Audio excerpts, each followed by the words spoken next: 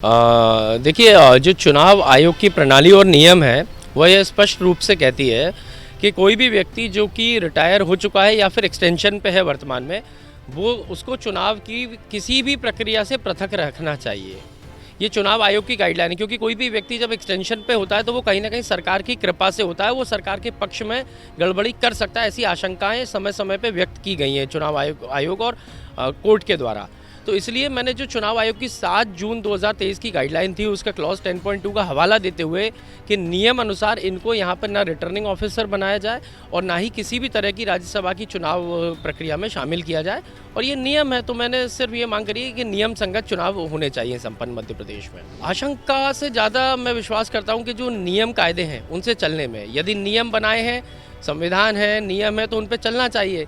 और अगर कोई व्यक्ति नियम पे चलने की बात करे तो इसमें आशंका या किसी व्यक्ति की बात नहीं है। मैं तो सिर्फ एक चीज़ कह रहा हूँ, अगर नियम संगत है तो उनको बनाया जाए, रखा जाए, और नियम संगत नहीं है तो जो नियम संगत है वह कार्य करना चाहिए।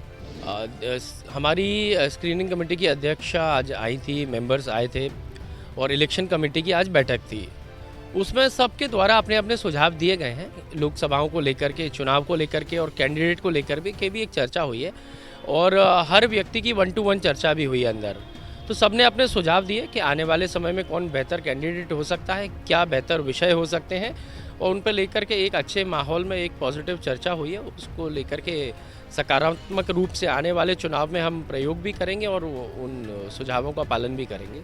निश्चित ही हर चुनाव चुनौती होता है, पर ऐसा नहीं कहा जा सकता कि बड़े लोगों को ही चुनाव लड़ना चाहिए, क्योंकि कई लोगों का ऐसा भी मानना है कि नए लोगों को भी अवसर मिलना चाहिए। तो मैं समझता हूं कि चुनाव में सबको अवसर मिलना चाहिए, कुछ यूथ को भी मिलना चाहिए, कुछ महिलाओं को भी मिलना चाहिए, और जो हमारे सीनियर लीडर्स हैं, जहां आवश्यकता पड़े वहां पे उनको भी चुनाव मैदान में उतरना चाहिए। तो एक पूरे मध्य प्रदेश में एक तरीके का मिश्रण होना चाहिए जिसमें हर वर्ग को, हर पक्ष को मौका भी मिलना चाहिए, और हमारी जो एलिजिबिलिटी होनी चाहिए किसी को मैदान में उतारने के पहले, वो होनी चाहिए कि उसकी विनेबिलिटी और पार्टी के प्रति उसकी निष्ठा। इन दो चीज़ों को मेन हाईलाइट करते हुए हम उनको आगे बढ़ाएंगे। नहीं, ऐसा तो नहीं था कि जातिगत समीकरण को आधार बनाया था, लेकिन निश्चित ही मध्य प्रदेश में इतनी जातियां हैं तो कहीं ना कहीं सबको थोड़ा बहुत तो देखना पड़ता है, पर उसको आधार बनाया नहीं जाएगा।